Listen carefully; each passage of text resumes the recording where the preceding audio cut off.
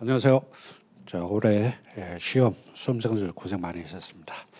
선택 과목 중 상법.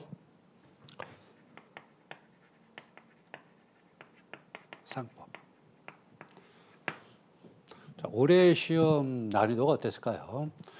요거를 평균적인 난이도로 본다면 올해는 상당히 어려웠다.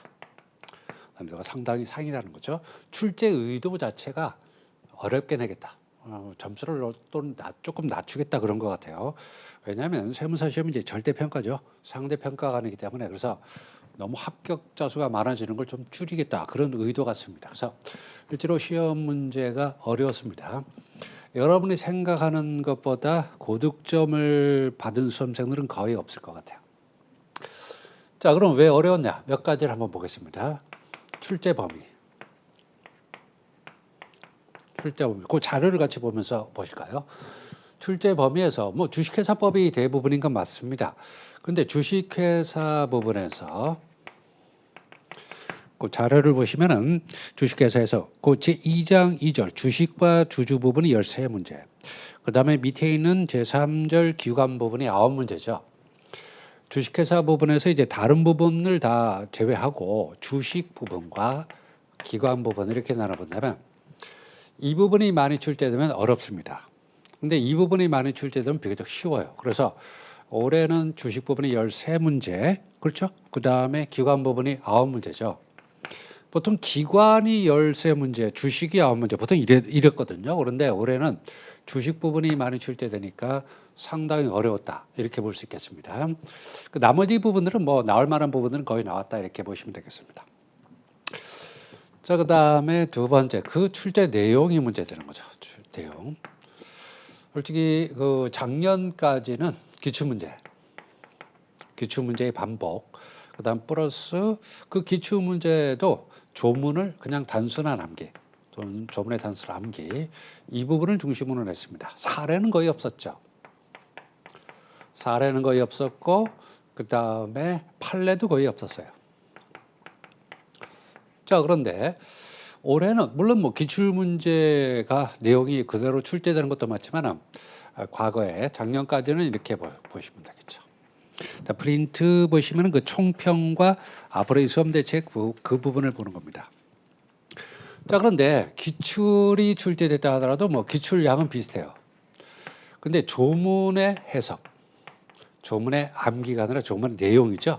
내용의 응용 문제. 이런 문제들이 상당히 많습니다. 그리고 뭐 복잡한 사례는 아니지만은 사례도 많고, 그 다음에 그 내용을 보시면은 판례도 많죠. 그러니까 기출된 부분을 출제한다 하더라도 그 내용이 단순한 조문의 암기가 아니라 조문을 이해해야 또 응용이 되는 문제들, 그 다음에 사례형 문제, 또 판례 문제 이런 부분들이 많이 출제됐고, 그 다음에 기출 외에서도 많이 출제됐어요. 다만 기출 외 부분은 그냥 조문 암기 문제 그런 것들이 많습니다. 그래서 지금까지 나왔던 부분의 내용 중 조문 암기가 아니라 그 내용을 응용하고 그 다음에 사례, 그 다음 판례, 그 다음에 기출 외의 부분을 하더라도 상당히 지엽적인 조문들, 그리고 지금까지 출제되지 않았던 부분, 이런 부분들이 출제가 됐습니다. 이렇게 왜 출제됐을까요? 시험 문제를 어렵게 내겠다는 의도로 출제한 것 같습니다. 물론 이 시험 경향이 내년에도 그대로 갈 거냐 이런 건 뭐 예측할 수가 없습니다. 근데 일단 기출이 출제 경향이 변경되면 보통 일반적으로는 2년에서 3년 정도는 갑니다. 뭐 지금까지는 늘 그랬어요. 그래서 한번 이렇게 올해처럼 문제를 내용이라든가 이런 것들이 바뀌면 보통 2, 3년은 계속 이어져 가는 경향이 높습니다. 그러니까 올해 이렇게 내고 내년에는 그냥 전혀 다르게 그냥 과거 문제를 회귀하고 그러지는 않을 것 같아요. 그래서 그리고 자, 올해 이렇게 와도 나는 그냥 옛날식으로 공부하겠다 그렇게 할 수는 없잖아요. 뭐 내년에 과거 문제처럼 그대로 똑같이 나온다 하더라도 여러분들은 올해 기출 문제를 중심으로 공부를 하셔야 되니까.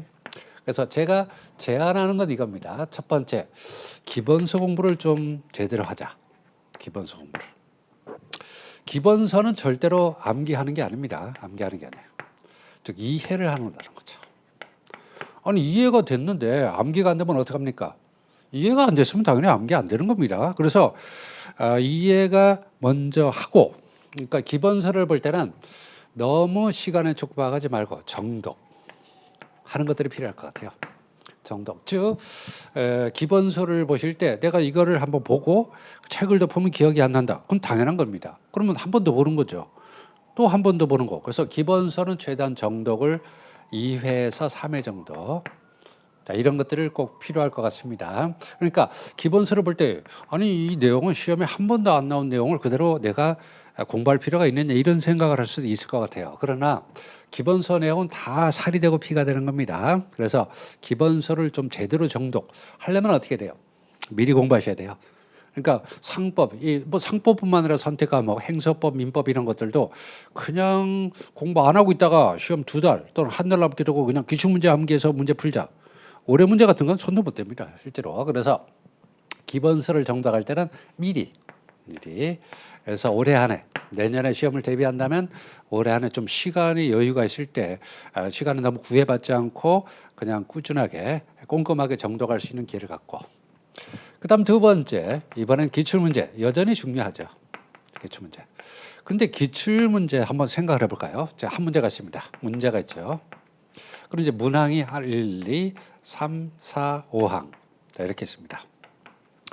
근데 문제의 주제가 예컨대 주주총회 소집이라고 보세요. 주주총회 소집에 관한 부분이 나왔다. 그러면 이 5문항 안에 주총 소집에 관한 내용을 다 집어넣을 수는 없잖아요. 자, 그러면 어떻게 할 거냐? 기출문제 주총 소집이 나왔다. 그러면 이 5문항을 다 본 다음에 여기에 들어있지 않는다 하더라도 이 문제에 들어있지 않는다 하더라도 문제 자체 주제가 주총 소집이잖아요. 그러니까 주총 소집에 관련된 전반적인 부분을 다 숙지하셔야 됩니다. 심지어 이런 경우도 있어요. 기출문제 열심히 해야지. 그러니까 어떻게 하냐면 자, 문제 주총 소집이 문제입니다. 그리고 5문항이 있고 정답 문항이 하나 있죠. 요거 하나만 공부하라면 요거 하나만. 정답 문항에서 예컨대 주총 소집은 주총 2주 전에 소집 통지를 발송한다. 근데 2주 전이 아니라 1주 전이라고 해서 틀린 문장을 했습니다. 그러니까 이게 답이죠? 그 답 사항만 공부하는 거죠. 이거는 기출문제 공부하는 게 아니에요. 공부하는 게 아닙니다. 그래서 기출문제를 여전히 그러니까 기본서로 이제 정독해서 이해를 쌓았죠. 근데 실제로 응용하려면 기출문제를 중심으로 볼 때 문제를 볼 때 문제 정답 문항만 공부한다거나 이런 건 아무 소용없는 거예요. 기출문제 공부한 것도 아닙니다. 그러면 어떻게 하냐? 기출문제 일단 1, 2, 3, 4, 5항은 다 외우셔야 돼요. 외우셔야 되고 그다음에 소집이 5문항 안에 다 들어갈 수는 없잖아요. 그러면 그 나머지 내용들은 기본서를 보시면서 요거 말고도 다른 게 더 출제할 수 있다. 그런 거 해서 전반적으로 숙지를 해야 기출문제를 제대로 공부한 거라는 거죠. 세 번째, 이제 판례를 좀 공부하셔야 돼요. 판례를 공부하셔야 됩니다. 물론 뭐 변호사나 법무사 시험, 법원직 시험, 변호사 시험은 실제로 기출문제가 판례가 한 70% 이상입니다. 법무사 시험도 마찬가지고요. 법원 등기직 시험은 이제 판례가 한 50%. 그런 시험들은 그냥 문제 자체가 전부 다 판례로 깔려 있습니다. 세무사 시험은 아직 그렇게까지 공부할 필요가 없어요. 올해 판례가 조금 더 많이 나왔다 하더라도 그 판례를 왜 공부해야 되느냐는 거죠. 판례를 공부하는 것은 아무리 세무사 시험의 판례 비중이 낮다 하더라도 이 조문이 이제 시험의 기본 아닙니까? 조문이 기본이죠. 근데 조문을 그냥 암기하면은 이게 왜 이런 식으로 돼야 되는지 참 이해도 안 돼요. 그런데 판례를 보다 보면 이 조문의 의미가 그런 거구나. 그러니까 출제자분들이 이 조문을 그렇게 자주 바꾸는구나. 이런 걸 좀 이해할 수 있습니다. 그래서 뭐 앞으로 이제 판례 공부하자 할 때 뭐 다른 시험 뭐 변호사나 법무사, 법원직처럼 그렇게 판례를 어마어마하게 많은 판례를 다 외우자 그런 게 아니라 중요 판례들, 리딩 판례라고 부르는 것들이 있거든요. 그런 판례들은 뭐 시험에 날 수도 있겠지만 더불어서 조문을 이해하는데 상당한 도움이 됩니다. 그래서 판례는 적어도 이 교재에 있는 기본서에 들어있는 판례 정도는 꼭 숙지를 하셔야 될 것 같아요. 근데 너무 과하게 할 필요는 없습니다. 너무 많이 하거나 그럴 필요는 없지만 그래도 기본적인 판례들은 앞으로 다 준비를 하셔야 될 것 같아요. 근데 상법뿐만 아니라 전반적으로 올해는 좀 난이도가 올라갔다 그럽니다. 그래서 제 생각으로는 이 상법 문제 난이도를 올려서 제 생각에는 작년보다 저희 개인적인 생각입니다. 상위권. 뭐 다른 과목은 몰라도 이 상법 과목에 대해서 내가 상위권이고 그 다음에 뭐 학원 모의고사나 그런 부분에서 항상 90점 이상을 맞았다. 그런 수험생들은 한 마이너스 3문제 정도. 근데 중위권이다. 마이너스 한 5문제에서 그것보다 더 심각하게 실패한 수험생들도 있을 것 같아요. 뭐 극단적으로 기본서 공부 전혀 없이 그냥 기출문제만 한 5년치 풀었다. 그 정도 준비한 수험생들은 상상도 못할 정도로 점수가 많이 떨어졌을 가능성도 있습니다. 근데 평균적으로 뭐 합격권 내에 들은 수험생들은 마이너스 뭐 2문제 이상, 최소한 3문제 정도는 마이너스를 잡아야 돼요. 그래서 마이너스 3문제에서 한 5문제 정도, 그 정도는 감수해야 될 것 같습니다. 그리고 과락까지 가는 수험생들도 꽤 있었을 것 같아요. 올해는 시험 문제를 볼 때. 자, 그러면 제가 추천하는 건 이 3가지입니다. 기본서 공부하셔야 돼요. 그리고 기본서는 내가 이걸 왜 암기 안 된다 그렇게 생각하지 마시고, 기본서는 2번, 3번 보고 암기 안 되는 생각할 필요 없이 그냥 숙독하는 것이 최선이고, 그다음 이제 기출 문제를 보시면 내가 그 기본서에서 봤던 내용들이 이런 식으로 출제되는구나 해서 기출 문제 보고, 또 기본서나 아무래도 이제 기출 문제는 판례 비중이 적죠. 그래도 기본서에는 필요한 판례들은 대부분 다 실려 있습니다. 그러니까 선생님들이 뭐 저도 그렇지만 다른 선생님들도 판례가 출제 안 되는데 왜 교재에다 다 판례 집어넣냐 하는 이유가 있을 텐데, 한번 여러분들 기본서, 다른 선생님들의 기본서 한번 보세요. 판례들이 다 들어있어요. 왜 시험에 안 나오는 판례 왜 하냐? 근데 그 판례를 알고 있어야 조문의 이해가 더 깊게 되고 문제를 더 쉽게 풀 수 있습니다. 그런데 이제부터는 판례를 조금 더 비중을 둬서 공부하는, 그렇다고 너무 과하게 하면 안 됩니다. 그러면 이 세무사 시험의 출제 개념과는 좀 벗어날 수가 있으니까 너무 깊이 할 필요는 없겠지만 조문을 이해하는 측면에서는 판례 공부도 같이 하시길 바랍니다. 자, 그러면 올해 기출문제를 한번 쭉 분석을 해보면서 한번 검토를 해보도록 하겠습니다. 됐죠? 자, 그러면 책을 한번 자료 여러분이 보신 시험 문제 A형을 기준으로 설명드리겠습니다. 또 쉬운 문제는 지금도 쉬워요. 그래서 지금 이제 40문제죠. 40문제. 어려웠다 그러면 40문제가 전부 어려웠다 그런 건 아니고, 보통 이제 제가 3문제에서 5문제 정도 더 많이 틀릴 수 있다 그랬잖아요. 그러니까 40문제 중에 보통 한 10문제 정도가 어려웠다. 그중에서 아주 어려웠다 하는 문제는 보통 한 5문제 정도가 되겠습니다. 그러니까 올해 시험이 어렵다고 40문제가 다 어렵다 그런 건 아닙니다. 어려운 건 아닌데 보통 한 10문제 정도가 중급보다 조금 어려웠고 5문제 정도는 상당한 난이도 문제고, 솔직히 풀기 어려운 문제들도 있어요. 자, 41번 상법상 회사에 관한 설명으로 옳은 것은, 이런 회사는 기본적 상행이, 근데 이제 시험 요령이죠. 시험 요령입니다. 기본적으로 보통 시험 푸는 방법 또는 이 문제들이 애매할 때 여러분들이 선택을 해야 되잖아요. 답을 칠 때 이런 것들이 있죠. 무슨 만 이런 말이 들어가면 일단 의심을 하셔야 되겠죠. 그다음 숫자가 들어가면 좀 의심을 하시겠죠. 이게 맞나? 소송은 상법상 소송은 대부분 6개월 내 제기한다 이렇게 돼 있는데, 기간이 뭔가 좀 의문이 들어요. 의문이 든다는 거죠.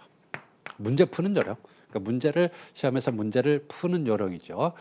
그러니까 이게 만자가 들어가서 다 틀렸다 그런 건 아닙니다. 숫자니까 무조건 틀렸다 그런 건 아닙니다. 그 다음에 3번째 보시면 3번째 뭐라고 해야 되냐 이런 것들이죠. 본다 또는 추정한다 이런 문장들.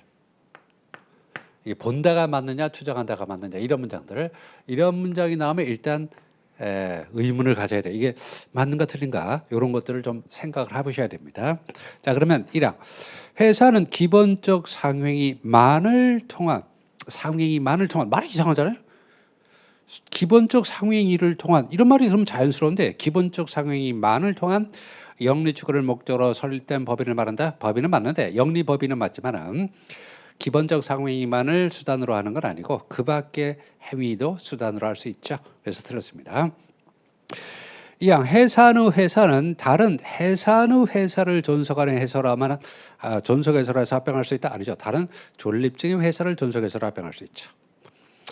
3화 회사는 다른 회사의 무한 책임 사원이 될 수 있다? 없다죠.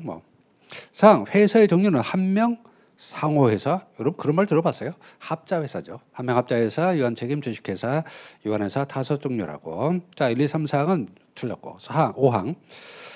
제가 세무사 시험의 특징이 뭐냐면 이런 건 좀 고쳤으면 좋겠어요. 맞는 문장은 맞는 조물, 맞는 문장이죠. 맞는 문항은 맞는 말. 정확하게 좀 표현했으면 좋겠어요. 정확하게. 자, 이게 무슨 말이냐면 보세요. 5항에서 회사가 정당한 사유 없이 설립 후 2년 이상 영업을 휴지할 때는 해산명령 사유 맞죠? 법원은 이하 의견이나 검사 청구에 의해서 해산을 명할 수 있다. 자, 틀린 건 아닙니다. 그런데 솔직히 수험생들 입장에서는 1, 2, 3, 4항이 정확히 틀리니까 4항이 답인가 맞는데 이하 의견 또는 검사 청구도 되지만 법원의 직권으로도 명할 수 있잖아요. 그러니까 이게 5항이 답이 없는 게 아니냐 이런 느낌을 받을 수가 있죠. 근데 5항이 틀린 건 아닙니다. 틀린 건 아니죠. 그래서 이런 그 문항들이 몇 번 나와서 저도 당황한 적이 있는데 그래서 5항은 맞죠. 그래서 그러나 정확하게 표현하자면 법원은 이항견이나 검사 청구 또는 직권으로 해산을 명할 수 있다. 이렇게 해야 정확하게 맞는 문장이 되겠죠. 이런 건 이의제기에도 받아들이지는 않겠지만 좀 출제할 때 조심을 좀 고려를 해서 출제해야 될 것 같아요. 42번 상법상 주식회사의 설립에 관한 설명으로 옳은 것은 이랑 발기인이 경과실로 임무를 해태했다. 제3자에 대해서 책임이 있다 아니죠. 제3자에 대한 책임은 악의 또는 중대한 과실이죠. 들었고. 이왕 회사 설립의 취소는 주식회사는 설립 취소 없죠. 설립 무효만 있고 주주이사 감사가 2년 내 소만으로 주장할 수 있고. 틀렸고. 3번 회사 불성립 시 회사 설립에 관련된 지급한 비용은 발기인이 전액 부담하죠. 무과실 책임이고 맞고. 발기인의 인수담보 책임과 납입담보 책임은 면제할 수가 없습니다. 주식회사는 물적회사니까 자본금 책임은 면제가 안 돼요. 5항 회사 설립 시에 발행하는 주식의 종수가 인수되면 이사는 발기인이죠. 발기인은 지체없이 인수인에 대해서 전액을 납입시켜야 된다. 이렇게 되는 거죠. 정답은 3항. 41, 42번 정도 문제는 그냥 평범한 문제고 지금까지 출제됐던 유형의 문제죠. 43번 상법상 주식회사의 설립에 관한 설명을 옳지 않은 것은 모집 설립 시 주식인 수인이 납입기일 내 주금을 납입하지 아니하면 그 다음날 아니죠. 권리를 상실하는 거죠. 다음날 권리를 상실하는 게 아니라 납입을 하지 않은 순간 권리를 상실하는 겁니다. 이왕 회사는 공고를 정관으로 정하는 바에 따라 전자방법을 할 수 있죠. 자, 그 다음에 사망 발기 설립에서 10억 원 미만이면 인증이 필요 없죠. 발기인이 기명날인 사명하면 효력이 발생하고. 상 발기 설립 시 출자 이익이 완료되면 발기인이 의여권의 과반수로 이사감사 선임한다. 창립청의가 아니죠. 왕 발기 설립 시 선임되는 이사와 감사는 설립에 관한 모든 사항을 조사해서 발기인에게 보고하는 거죠. 근데 이게 4항이나 5항이 모집 설립으로 바뀌면 어떻게 돼요? 이사감사 선임이 창립청에 그 다음에 5항에서 이사감사가 설립에 대한 조사를 하고 창립청에 보고하게 되는 거죠. 이 세 문제는 뭐 별 문제가 없는 것 같습니다. 평범한 문제고. 44번 상법상 주식회사의 자본금 이런 문제예요. 이런 문제 같은 건 함정이 들어있습니다. 상법상 주식회사의 자본금에 관한 설명을 옳은 것은 무액면 주식을 발행하는 회사를 설립할 때 설립 시 발행하는 주식의 발행가액 중 자본금으로 계상하지 않은 금액은 뭐예요? 발기인 전원 동의를 결정하는 거죠. 발기인의 과반수를 결정하는 건 청약길, 납입길, 납입장소 이런 것들이고 발행가액 또는 자본금으로 들어가는 금액은 전부 다 발기인 전원 동의를 결정하죠. 2항 무액면 주식을 발행할 때 회사가 설립 이후 주식을 발행한다면 이사회는 주식 발행가액의 전액에 대해서 자본금을 계상할 수 있다. 자, 이거 보세요. 자, 무액면 주식을 발행할 때 무액면 주식의 자본금은 어떻게 되냐는 거죠. 자, 무액면 주식이니까 액면가액은 없습니다. 자, 그러나 발행가액은 있죠. 근데 우리가 어떻게 외워요? 발행가액의 2분의 1이 아니라 2분의 1 이상 금액이죠. 그렇죠? 그러니까 자본금은 발행가액의 2분의 2 이상 금액의 총액이니까 이상 금액이니까 전액도 가능해요? 전액도 가능하죠. 총액이니까 전액도 가능하다. 이런 것들이 이제 단순한 암기로는 못 푸는 문제죠. 뭐냐면 자, 액면 주식의 자본금은 얼마냐? 액면 총액이다. 무액면 주식의 자본금은 얼마냐? 발행가액의 2분의 1 이상 금액의 총액인데 이걸 빼고 외우죠. 발행가액 2분의 1 이렇게만 외운다고요. 그러니까 야 2분의 1이 아니냐? 근데 2분의 1 이상이니까 전액도 가능하게 되는 거죠. 잘 만든 문제예요. 제가 보기에는 이런 문제는 함정이라고 볼 수도 있겠지만 조문을 정확히 이해하고 있냐 이런 걸 물어보는 겁니다. 그래서 전액도 가능하죠. 2분의 1 이상 금액이니까 이항 맞고. 3항 액면 주식을 발행한 회사가 액면 주식을 무액면 주식으로 전환한다 하더라도 자본금은 변동이 없어야 되죠. 4항 무액면 주식을 발행하여 온 회사는 기존의 무액면 주식을 존속시키면서 새로운 액면 주식을 발행할 수 있다. 제가 늘 얘기하죠. 얼룩소를 만들면 안 된다고요. 액면이면 전부 액면, 무액면이면 전부 무액면으로 해야 되는 거죠. 그대로 존속시키면 안 됩니다. 5항 액면 주식을 발행한 회사는 기발행된 액면 주식의 1주의 액면 금액은 변경하지 않은 채 1주 액면 금액을 감액해서 신주를 발행할 수 있다. 말도 안 되는 소리죠. 액면 가액은 항상 균일해야 되니까 액면 금액을 일부만 감액해서 발행할 수는 없습니다. 그래서 정답은요. 45번 상법상 회사에게 전환권이 부여된 전환 주식에 관한 설명을 옳지 않은 것은 이런 회사는 종료 주식을 발행할 때 정관에 일정한 사유가 발생할 때 회사가 동그라미 다른 종류 주식으로 전환할 것을 정할 수 있다. 그래서 전환권은 지금 주주도 청구할 수 있고 회사가 전환할 수도 있습니다.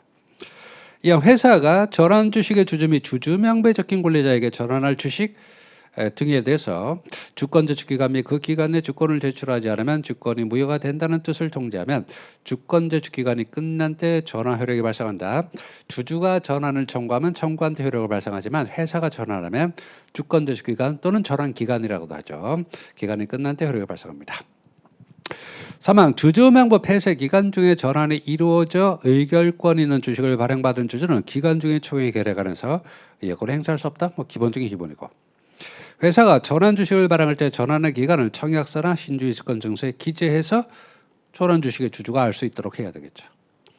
회사가 이 5항 같은 것도 좀 문제 있어요. 회사가 전환 주식을 전환하면 정관에 기재된 회사가 발행할 주식의 총수가 감소하냐? 이건 상법에는 없어요. 상법인데 해석상 과거에는 전환을 하는 것만큼 발행할 주식의 총수가 감소한다고 보는 것이 통설이었습니다. 그러나 지금은 그렇지 않아요. 지금은 통설은 전환을 한다 하더라도 발행할 주식 총수 자체가 감소하지는 않는다는 겁니다. 상법상 이런 점은 없어요. 없는데 해석하기를 전환이 된다 하더라도 발행할 주식 총수는 감소하지 않는다는 것이 통설의 입장입니다. 이 5항 같은 건 여러분이 본 적도 없는 문제일 거예요. 이건 해석상 문제입니다. 46번 같은 경우에는 이건 맞춘 수험생들은 그냥 운이 좋아서 맞춘 겁니다. 자 보시면 주식의 선이 취득이 되려면 뭐가 냐면 주식의 선이 취득이 되려면 먼저 유효한 주권이 있어야 돼요. 그 다음에 보시면 특정 승계 방법으로 주식이 양도돼야 됩니다. 그리고 세 번째 양수인은 선이 무증가실이 돼야 돼요. 자 그런데 보세요. 주권의 선의 취득이 인정될 수 있는 자는 뭐냐? 1항 타인 소유 주권을 보관 중인 자가 사망할 경우 그 상속인 특정 승계를 해야 되기 때문에 상속이나 합병 같은 건 안 돼요. 자, 그 다음에 이 항에서 회사 설립 등기가 이루어지기 전에 발행된 주권을 양수한 자, 설립 등기 전에는 안 되죠. 설립 등기 전에 발행한 주권은 무효이기 때문에 안 됩니다. 그 다음에 채권 판결 선고 이후 분실 주권, 채권 판결을 받게 되면 안 되죠. 채권 판결 받은 주권은 안 됩니다. 안 돼요. 자, 5항에서 위조된 주권도 안 됩니다. 이건 유효한 주권이 아니기 때문에 선 취득이 안 됩니다. 그런데 4항이 문제예요. 불소지 신고하게 되면 주권이 무효가 돼야 되는 게 원칙입니다. 그런데 불소지 신고가 됐지만은 무효가 되지 않은 채 보관 중인 주권을 절취한자로부터 주권을 양수하게 되면 이때는 원칙은 불소지 신고 후에는 안 돼요. 그렇지만 불소지 신고가 되었다 하더라도 무효가 되지 않았다. 그게 뭐예요? 회사에 제출하지 않은 주권이죠. 요거를 절취한 자로부터 주권을 양수하면 선이 취득이 됩니다. 이 문제는 여러분이 맞췄다고 하더라도 실력으로 맞춘 분은 없을 거예요. 왜냐하면 이건 주권의 선의 취득은요. 어음법 수표법을 공부하고 수표의 선의 취득을 공부한 사람들만 이걸 정확하게 맞출 수가 있습니다. 이 문제는 뭐 틀리는 게 정상이다 이렇게 보시면 되겠습니다. 이런 문제들이 최소한 5문제가 있어요. 이런 문제는 맞추라고 내는 문제는 아니고 그냥 운이 좋아서 맞춘다 이렇게 생각하셔야 될 것 같습니다. 47번 상법상 비상장 주식회사의 상환 주식에 관한 설명으로 옳은 것은 뭐냐? 상환 주식은 상환과 전환에 관한 종류 주식을 제외하고 발행할 수 있죠. 그래서 한정하는 게 아니라 제외하고 발행할 수 있습니다. 회사가 상환 주식을 발행하더라도 회사의 자본금은 증가하지 않는다. 아니 주식을 발행했으니까 자본금이 증가하겠죠. 상환을 하면 어떻게 될까요? 상환을 하게 되면 자본금이 감소하지 않죠. 그러나 상환 주식을 발행하는 것 자체는 그만큼의 자본금이 당연히 증가하는 겁니다. 이왕 모회사가 상환 주식을 발행할 경우 모회사는 상환 주식 취득 대가로 자기 회사 주식은 안 되죠. 그러나 모회사가 보유한 자회사 주식을 교부할 수는 있습니다. 그래서 상환의 대가로 다른 종류 주식을 제외한다는 말의 의미는 자기 회사가 발행한 주식은 안 된다는 말이지만 모회사가 보유한 자회사 주식 같은 건 자기 회사 주식이 아니죠. 그러니까 교부할 수가 있습니다. 주주에게 상환 청구권이 부여된 상환 주식을 회사가 발행할 때 내용을 주권에 당연히 기재해야 되는 거죠.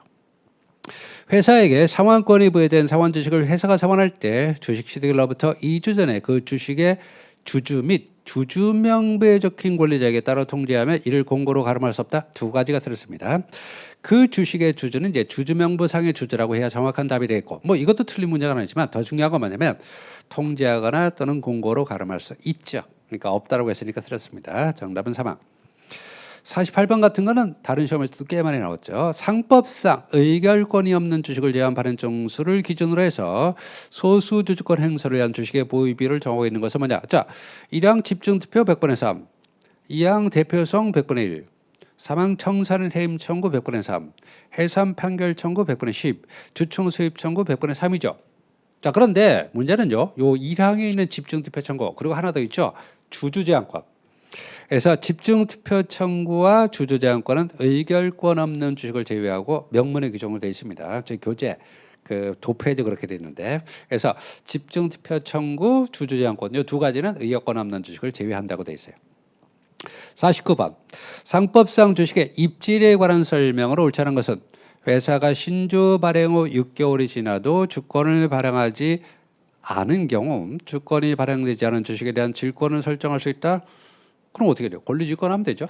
그래서 권리질권 설정 방법을 하면 됩니다. 그래서 주식의 담보는 주권이 발행되지 않아도 상관없어요. 이왕 전환 주식에 대한 약식 질권자는 전환으로 인해서 발행되는 신주식에 대해서 종전의 주식을 목적하는 질권을 행사할 수 있다. 물상대위. 다만 약식 질권자니까 미리 압류하는 거죠. 3번 등록 질권자는 직권의 목적인 주식에 대한 이익 배당을 받아 다른 채권자에 우선해서 자기 채권 변제에 충당할 수 있죠. 왜? 주주명부에 기재돼 있으니까 가능한 겁니다. 등록이라는 게 원래 그런 거죠. 자, 상 질권의 목적인 주식이 분할될 경우 등록 질권자는 분할에 의해서 새로 발행된 주식에 대한 주권의 교부를 직접 청구할 수 있죠. 이걸 뭐야? 주권교부청권. 주권교부청권입니다. 백호. 물상대위를 할 주식에 대한 주권의 교부를 등록 질권자는 회사에 대해서 직접 청구할 수가 있습니다. 왕 약식 질권자가 계속해서 주권을 점유해야만 제3자에게 대항할 수 있죠. 점유하지 않으면 대항할 수 없다. 뭐 이것도 어려운 문제는 아닙니다. 자, 50번. 자, 50번 문제 같은 거, 요 51번 문제. 50, 51, 52, 53. 상당히 난이도가 있는 문제들이죠. 50번. 주주명부상 주주인갑은 자신이 소유한 A 회사 주식 1만 주의 주권을 을에게 양도했다. 주식을 양도했습니다. 그러나 아직 을의 명의로 명의계사가 이루어지지는 아니한 경우에 관한 설명으로 옳지 않은 것은, 근데 이런 문제는 많이 봤죠. 주식을 양도했는데 양도받은 양수인이 아직 주주명부에 명의계사를 하지 않은 상태입니다. 옳지 않은 것은 1항 A회사가 을이 주식을 양수한 사실을 알고 있다면 을에게 주주권 행사를 인정한다. 이거는 옛날 판례죠. 알든 모르든 상관없이 명의계사가 이루어지지 않은 주주를 주주로 인정할 수가 없죠. 뭐 이건 뭐 거의 다 맞췄겠네요. 2항 을이 A회사에게 주권을 제시해서 명예훼손을 청구할 때 주권의 적법한 소진으로 당연히 추정되죠. 됐고. 3항 을이 A회사에게 주권을 제시해서 명예훼손을 청구할 때 단독으로 명예훼손을 청구할 수 있다. 상법은 공동으로 하는 걸 굉장히 싫어하죠. 양수인 단독으로 명예훼손을 청구하는 겁니다. 4항 을이 명예훼손을 청구했음에도 부당하게 거절되면 을은 A회사를 상대로 명예훼손 이행을 구하는 소를 제기할 수 있다. 당연히 돼요. 당연히 되는데 최근에 또 판례가 나왔다라고 그래서 명의에서 이행 청구서를 제기할 수 있죠. 5항 갑이 주식을 양도했음을 알지 못한 A 회사가 갑에게 주식 배당할 때도 배당 효력이 있죠. 이걸 면책력이라고 부릅니다. 51번 A 회사는 B 회사의 모의사고 솔직히 51번 문제 같은 것도 상당히 어려운 문제인데 정통으로 공부한 수험생들은 딱 이런 문제 보면 머릿속으로 생각하죠. 이걸 이렇게 바꿔가지고. 근데 기출문제만 본 수험생들은 이게 풀기가 어려웠을 거예요. A 회사는 B 회사의 모회사다. A, B. 뭐가 있고 자가 있죠. 있습니다. B 회사가 C 회사를 완전 자회사라 하기를 위한 주식의 포괄적 교환을 행할 때 자 보시면 C가 있고 주식의 교환을 합니다. 교환하는 거죠. 그러면 교환하게 되면 어떻게 돼요? 이게 뭐가 되고 이게 자가 되는 거죠. 자 보시면 일단 A, B 간의 모자가 됐는데 다시 B와 C 간에 또 모자가 되는 거죠. 이렇게 되는 겁니다. 그럼 어떻게 돼요? 이것도 모자가 되는 거죠. 자회사로 본다. 자회사로 본다. 이렇게 되는 거죠. 그래서 A, B가 모자 관계고 B, C가 모자 관계면 A, C 관계도 모자 관계가 되는 거죠. 이렇게 되는 겁니다. 자 그러면 그래서 A 주식회사는 B 회사의 모회사인데 B 회사가 C 회사를 완전 자회사로 하기 위한 주식의 포괄적 교환할 경우에 관한 설명을 옳지 않은 것은 이랑 B 회사가 C 회사 주주에게 A 회사 주식을 교환의 대가로 지급하고 교환 절차를 완료하면 C 회사의 주주는 A 회사의 주주가 된다. 그러니까 포괄적 교환의 대가를 A 회사 주식을 줘버리면 C 회사 주주였던 사람이 A 회사 주주가 된다. 삼각교환이라고 그러죠. 이한 B 회사와 C 회사는 주식의 포괄적 교환 계약서에 대해서 각각 주청 특별한 승인을 받는다. 당연한 것이고 주축. B 회사가 C 회사의 주주에게 A 회사 주식을 교환의 대가로 지급하고 교환 절차를 완료하면 C 회사가 A 회사의 자회사가 되는 거죠. 그러니까 정확히는 뭐예요? 손자 회사가 되는 거죠. 손자도 자식이잖아요. 그래서 A, B 간의 모자, B, C 간의 모자면 A, C 간에도 손자 회사 관계가 된다. 손자도 자식이잖아요. 그러니까 자회사가 되는 거죠. 됐고. 4번 틀렸고. 자, B 회사가 자기 주식만으로 C 회사 주주에게 교환 대가를 지급하고 교환 절차를 완료했다면 교환으로 인해서 B 회사의 자본금이 증가하지 않는다. 자본금 증가는 교환의 대가가 신주 발행일 때죠. 자기 주식은 신주를 발행하는 게 아니니까 자본금이 증가하는 건 아니고 신주를 발행해서 교환의 대가로 지급하면 자본금이 증가하는 거죠. B 회사와 C 회사 사이의 포괄적 교환의 효력은 주식 교환을 할 날에 발생한다. 원래 주식의 포괄적 이전은 이전 등기로 설립 등기할 때 효력이 발생하지만 교환은 교환을 할 날로 정한 날에 효력이 발생하는 겁니다. 정답은 3번. 52번. 주권을 발행하지 않고 있는 A 주식회사 주식을 소유하고 있는 갑이 을에게 주식 전부를 양도할 경우 이 문제도 어려운 문제입니다. 경우에 관한 설명을 옳지 않은 것은 주권을 현재 발행하지 않고 있습니다. 그럼 6개월이 지나야 되죠. 주권을 발행하지 않고 있다고 보다 6개월 후 이렇게 써놓으시고 주주명부상으로 이제 갑이 주주로 되어 있습니다. 근데 갑이 주권이 발행되지 않은 상태에서 주식을 지금 을에게 양도하려고 하는 거죠. 자, 그럼 옳지 않은 것은 뭐냐? A 회사가 설립된 지 6개월이 지나기 전에 주식 양도가 이루어졌다면 을의 주식 양수는 A 회사에 대해서 효력이 없죠. 그다음 3항 먼저 보세요. A 회사가 설립된 지 6개월 지난 후에 주식 양도가 이루어졌다면 을은 주식을 취득할 수가 있죠. 됐고, 자 2항으로 올라가서 적법하게 주권 불소지 신고를 한 갑이 A 회사가 설립된 지 6개월 지나기 전에 을에게 주식을 양도했다면 A 회사에 대해서 효력이 있다? 6개월 지나기 전이잖아요. 그 다음에 주권 불소지 신고했죠? 그러니까 효력이 없죠. 효력이 없습니다. 정답은 2항. 4항 A 회사가 설립된 지 6개월이 지난 후 주식 양도가 이루어질 때 을은 주식의 적법한 소진으로 추정되지 않는다. 왜? 주권이 없으니까. 그렇죠? 문제에서 주권이 발행되지 않았다 그랬으니까. 다만 3항처럼 6개월 지나면 주식 양도는 할 수 있어요. 을이 주식을 취득할 수는 있지만 현재 주권이 없는 상태이기 때문에 을이 적법한 소진으로 추정되지는 않습니다. 그럼 어떻게 돼요? 을이 자신이 주식을 양수했다는 사실을 증명을 해야 되는 거죠. 자, 5항 A 회사가 설립된 후 즉시 주식 양도가 이루어진 후 주권 미발행 상태로 6개월이 경과하면 하자가 치유되죠. 그러니까 증권 발행 전에 주식 양도가 6개월 전에 양도됐다 하더라도 6개월 지날 때 동안, 그러니까 지날 때까지 특별한 문제가 없다면 그때는 양수행위 하자가 치유되는 겁니다. 됐고. 53번 이 문제도 어렵죠. 근데 솔직히 기본서를 충실하게 공부한 수험생들은 50번부터 53번까지는 그렇게 아주 어려운 문제는 아닙니다. 시간이 좀 걸리죠. 근데 기출문제만 본 수험생들은 이 네 문제 같은 경우는 거의 풀기 어려웠을 거예요. 예, 그러니까 갑자기 머릿속이 하얘지는 거죠. 이걸 어떻게 풀어야 되냐 이런 당황하게 되고. A 주식회사는 B 회사 발행 총세 52%를 보유하고 있으며, 자 보세요.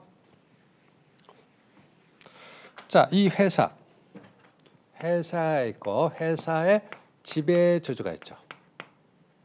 지배주주는 이 회사 직원의 합산해서 95% 이상의 주식을 소유하는 주주가 되겠죠. 반면에 이쪽의 소수 주주는 5% 미만의 지분을 가지고 있죠.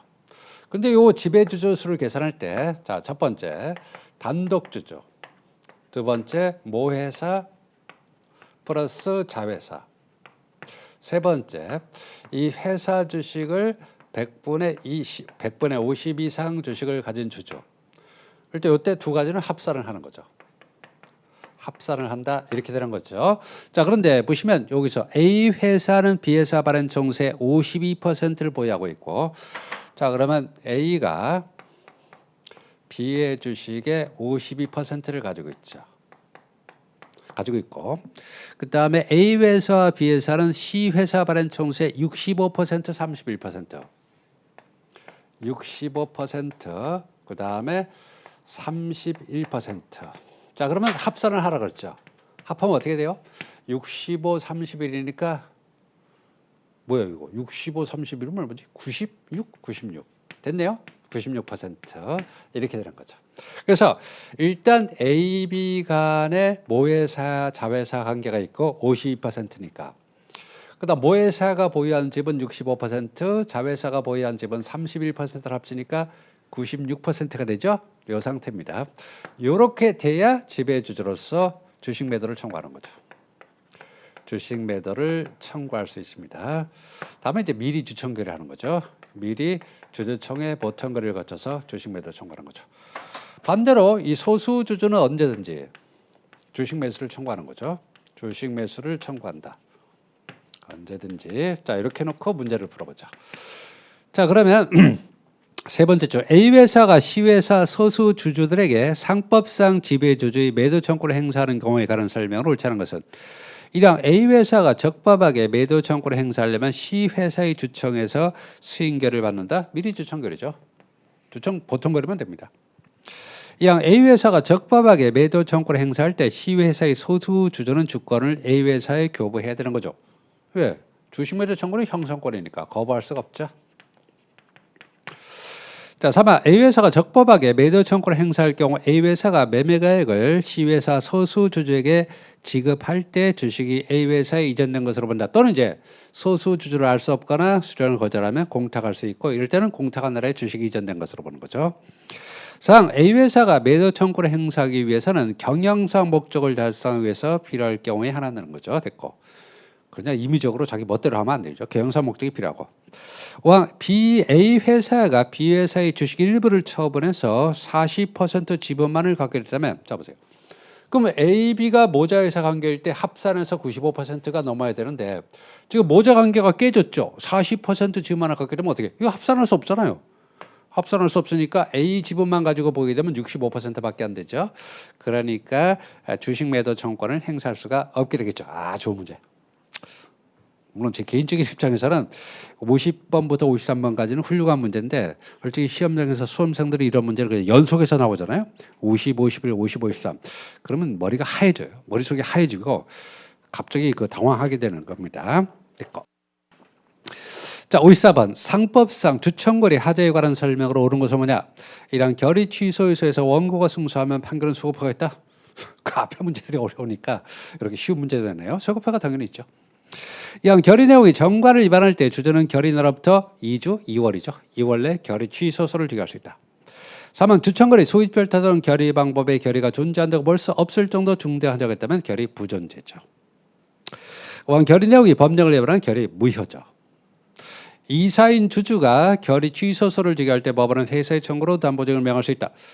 이사나 감사일 때는 주주라도 안 되죠. 담보증은 명령은 오로지 주주일 때만 되고 설사 주주라도 이사 감사일 때는 담보증은 명령을 청구할 수 없습니다. 쉽네요. 55번.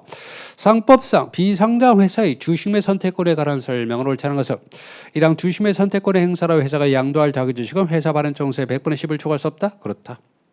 회사는 주총특별회의에서 주식매 선택권을 부여받을 자와 계약을 체결하는 거죠. 물론 그 전제로서 정관의 규정이 있어야 되겠죠.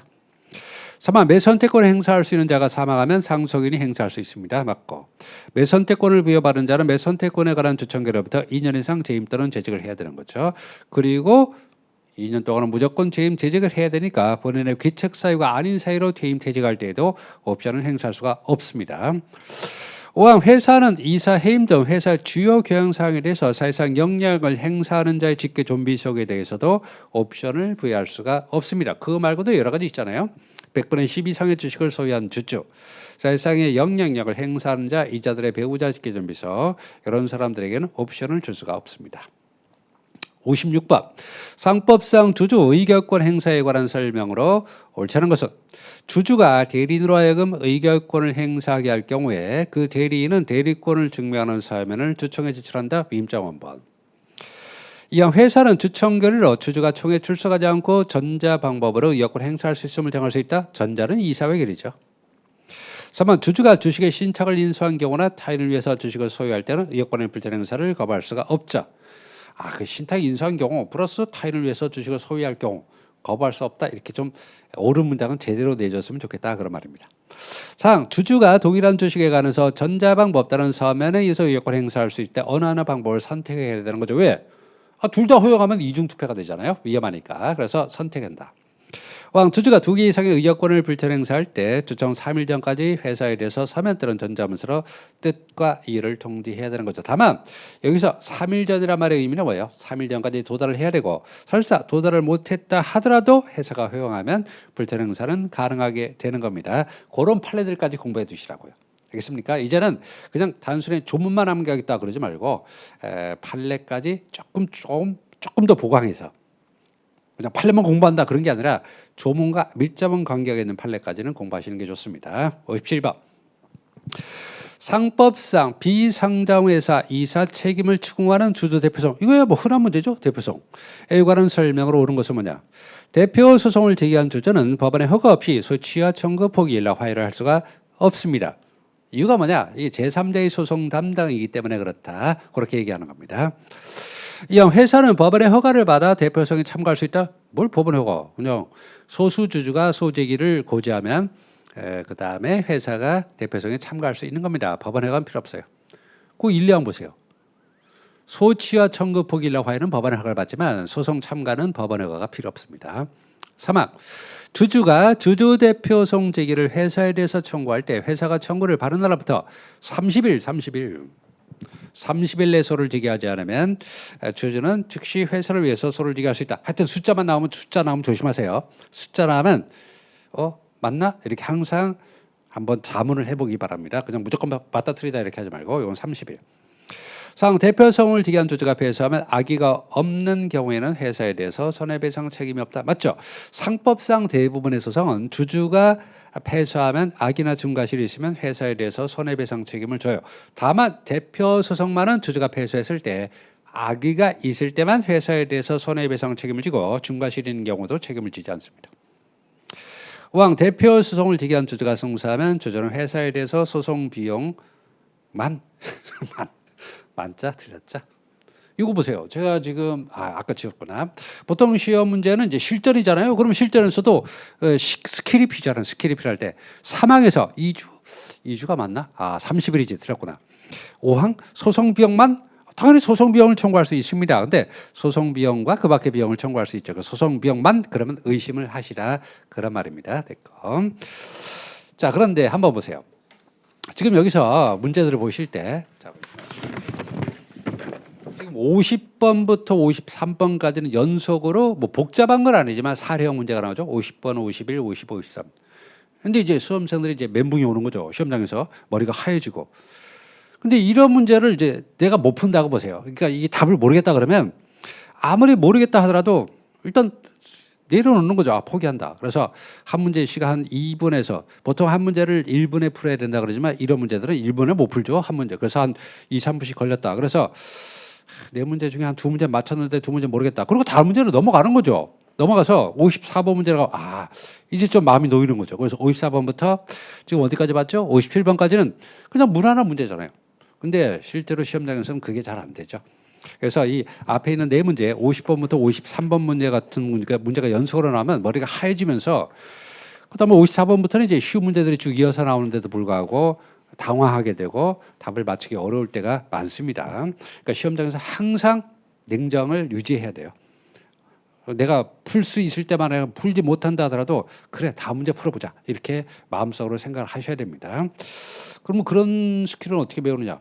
모의고사 자주 풀어보는 수밖에 없습니다. 문제를 실전 모의고사 같은 걸 많이 겪어서 시험장에서의 마음가짐을 좀 잘 다스려야 될 것 같아요. 그러면 54번부터 57번까지는 그냥 일반적일 때는 거의 틀리지 않는 문제지만 앞에 있는 문제들, 앞에 있는 네 문제, 사례형 문제가 나온 다음에 이런 문제 나오면 틀릴 확률도 굉장히 올라갑니다. 그런 것들도 조심하셔야 될 것 같아요. 자, 58번. 상법상 주식회사의 대표 이사에 관한 설명을 옳지 않은 것은 1 항 회사는 정관으로 추천해서 대표이사를 선정할 것을 정할 수 있다. 원래 이사회죠. 그렇지만 정관으로 정하면 추천해서 선임할 수도 있죠. 2항 정관에 정한 이사의 원수를 결할 경우 임기 만료로 퇴임한 이사는 새로 선임된 이사가 취임할 때까지 이사의 권리가 있는 게 원칙이죠. 다만 해임은 안 돼요. 임기 만료나 사임의 경우에만 그런 거죠. 3번 회사가 공동대표이사를 둘 경우 제3자의 회사에 대한 의사표시 수동대표라 부르죠. 공동대표이사 중 1인에 대해서 하더라도 효력이 있죠. 이 정도야 뭐 쉬운 문제뿐이고. 대표이사가 그 업무 집행으로 인해서 타인에게 손해를 가면 회사와 대표이사가 연대 책임을 지죠. 연대가 중요한 편이죠. 회사와 대표이사 간의 소송에서는 감사가 회사를 대표한다. 물론 대표이사가 아니라 다른 이사도 상관없죠. 그래서 회사와 이사 간의 소송에서는 기본적으로 감사가 회사를 대표하는 게 원칙이죠. 계속 쉬운 문제 나오네요. 그쪽. 59번. 상법상 비상장 회사의 집행임원 설치 회사에 관한 설명을 옳지 않은 것은 집행임원을 두기는 어떻게 되죠? 대표이사가 없고 반드시 이사회 의장을 선임한다. 이렇게 되는 거죠. 1항 집행임원이 회사에 손해배상 책임을 질 있는 경우 다른 집행임원도 책임이 있다면 다른 집행임원과 연대해서 배상할 책임이 있다. 집행임원의 회사에 대한 책임은 이사의 회사에 대한 책임과 똑같습니다. 2항 회사는 이사회 회의를 주관하기 위해서 이사회 의장을 반드시 선임해야 됩니다. 그 대신에 대표이사는 둘 수가 없어요. 3번 회사 이사회는 집행임원과 회사 간의 소송에서 회사를 대표한다. 뭐 이사회가 대표해요. 이사회가 소송 대표를 선임하는 거죠. 이사회 자체가 회사를 대표하는 게 아니라 회사와 집행임원 간의 소송에서 회사 대표자 선임을 이사회가 하는 겁니다. 상, 2명 이상의 집행임원이 선임되면 반드시 이사회 기례로 대표 집행임원을 선임해야 됩니다. 맞고. 회사에 대한 자신의 영향력을 이용해서 집행임원에게 업무를 지시한 자는 정관에 위배된 경우를 할 경우 회사에 대해서 손해배상 책임을 부담한다. 이게 뭐예요? 집행임원의 책임은 이사 책임과 동일하다. 그런 말입니다. 그 1항의 이사의 책임, 5항의 1항의 집행임원의 책임, 그 다음에 5항의 집행임원의 책임, 이런 것들은 다 이사 책임과 똑같이 규정되어 있습니다. 다 준용 조문을 사용하고 됐죠? 그래서 정답은 3항. 이사회가 소송상 대표를 선임하는 거지. 이사회 자체가 회사를 대표하는 게 아닙니다. 계속 쉬운 문제 나오네요. 자, 60번 문제는 거저주는 문제죠, 뭐. 상법상 반대 주주의 주매청권이 규정된 경우를 주식매청권이 규정된 경우를 모두 고른 것은 그럼 아닌 것만 빼면 되죠. 니은 미음이네. 니은 소규모 합병, 소규모 주식교환 빼야 되죠. 니은 미음 빼면 교환, 간이교환, 간이합병 다 주식매청권이 있죠. 정답은 2항. 이 정도는 쉬운 문제. 계속 쉬운 문제 나오네요. 그러니까 앞에 있는 50번부터 53번까지 고비를 넘기면 그 다음부터는 좀 쉬운 문제들이 계속 나오는 겁니다. 61번. 상법상 이사의 회사의 기획 자산의 이용 금지에 관한 설명을 옳지 않은 것은 1항 자본금 총액이 10억 원 미만인 회사로서 이사가 1명 또는 2명이다. 이사회가 없죠. 이사는 주총 승인을 얻어서 회사 사업기를 이용할 수 있다. 맞죠? 이사회가 없으니까 이사회 승인을 못 받으니까 주총 승인을 받는 겁니다. 2항 집행임원 설치회사의 집행임원은 이사회 승인 없이 회사 사업계를 자기 또는 제3자 이익을 위해서 이용해서 안 된다. 이사 의무와 집행임원의 의무가 똑같다고요. 그래서 이용금지도 집행임원에게 준용되고 3번 회사 사업계를 이용하고자 하는 이사는 승인 여부를 결정하는 이사회 결의에서 의결권을 행사하지 못한다. 왜 그럴까요? 특별한 게니까. 그래서 이 승인에서 당의 이사는 특별한 개인이기 때문에 의결권을 행사할 수 없습니다. 자, 회사 사업계를 이용해 가는 이사회 승인은 이사 정수 3분의 2 이상수로서 하죠. 이게 두 가지가 있죠. 경업의 승인은 과반수지만 여기 이용의 승인과 그 다음에 자기거래 승인은 이사 총수 3분의 2 승인이죠. 5항. 이사회 승인 없이 회사 사업계를 이용해서 회사에 손해를 발생시킨 이사는 이를 배상할 책임이 있고 이로 인해서 이사 또는 제3자 얻은 이익을 회사 손해로 간주한다. 이런 거 조심하시라고요. 간주한다하고 추정한다는 다른 말이죠. 그래서 추정한다 이렇게 되는 거죠. 됐고 이렇게 계속 쉽게 내려가면 좋을 텐데. 자, 62번.